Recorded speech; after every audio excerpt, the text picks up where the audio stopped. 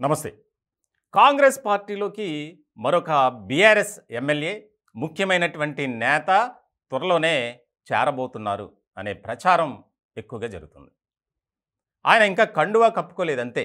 కానీ కాంగ్రెస్ నాయకులతోనూ కాంగ్రెస్ పార్టీ నిర్వహించే సమావేశాలకు ముఖ్యంగా ఆయన నియోజకవర్గ పరిధిలో ప్రతి సమావేశానికి అటెండ్ అవుతూ వస్తున్నారు. ఆయన Bhadrachalam BRS MLA doctor Tellam Venkatrao.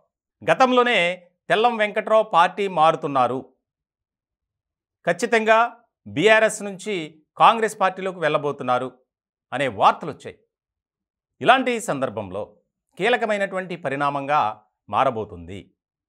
ఇప్పటికే తెలంగాణ రాష్ట్రంలో బీఆర్ఎస్ పార్టీకి చెందినటువంటి నేతలు వరుసగా కాంగ్రెస్ పార్టీలో చేరుతున్నారు. ఇలాంటి సందర్భంలో గత కొద్ది రోజుల క్రితం కుటుంబ సమేతంగా ముఖ్యమంత్రి రేవంత్ రెడ్డిని కలిసినటువంటి ఎమ్మెల్యే తెల్లం వెంకట్రావు దీనికి సంబంధించి ఇప్పుడు తాజాగా మరొక చర్చకు తెర లేపారనే చెప్పాలి. మహబూబాబాద్కు సంబంధించినటువంటి కాంగ్రెస్ పార్టీ నాయకులతో ఒక సమావేశం జరిగింది. ఆ సమావేశానికి ముఖ్య అతిథిగా మంత్రి తుమ్మల నాగేశ్వరరావు అటెండ్ అయ్యారు. ఈ సమావేశానికి ఎమ్మెల్యే తెల్లం వెంకట్రావు వచ్చారు. మనం ఆ ఇమేజ్లో చూస్తున్నాం. అందరూ కండువాలు కప్పుకున్నారు, కానీ ఆయన మాత్రం ఆయన మెడలో ఏ పార్టీ కండువా లేదు. కానీ ఖచ్చితంగా మరికొద్ది రోజుల్లోనే కాంగ్రెస్ పార్టీలో చేరబోతున్నారు అనే ప్రచారం అయితే జోరుగా సాగుతుంది. ఇప్పటికే తెలంగాణలో గులాబీ పార్టీ పరిస్థితి కాస్త అయోమయంగా, మరి కాస్త గందరగోళంగా ఉంది.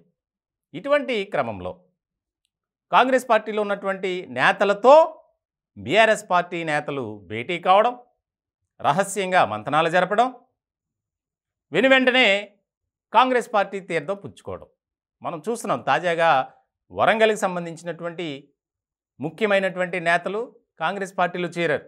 చాలా కీలకమైనటువంటి పరిణామంగా ఇది మారింది. వరంగల్ ఎంపీగా కూడా కడియం శ్రీహరి కుమార్తె కడియం కావ్యను ప్రకటించారు. దానికి సంబంధించి ప్రచారంలో కూడా పాల్గొన్నారు.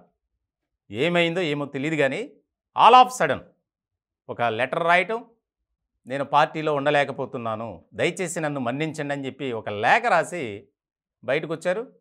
కొద్ది గంటల్లోనే కాంగ్రెస్ పార్టీలో చేరారు.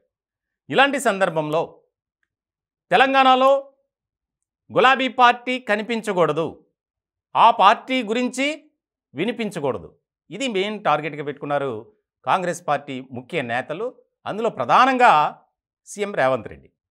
ఇటువంటి సందర్భంలో తాజాగా జరుగుతున్నటువంటి పరిణామాలు, మారుతున్నటువంటి రాజకీయ సమీకరణాలు చూస్తుంటే త్వరలో గులాబీ పార్టీలో గుబులు మరింత పెరిగే అవకాశాలు కనిపిస్తున్నాయి. ఆ పార్టీ ఖాళీ కావడం ఖాయంగా కనిపిస్తోంది.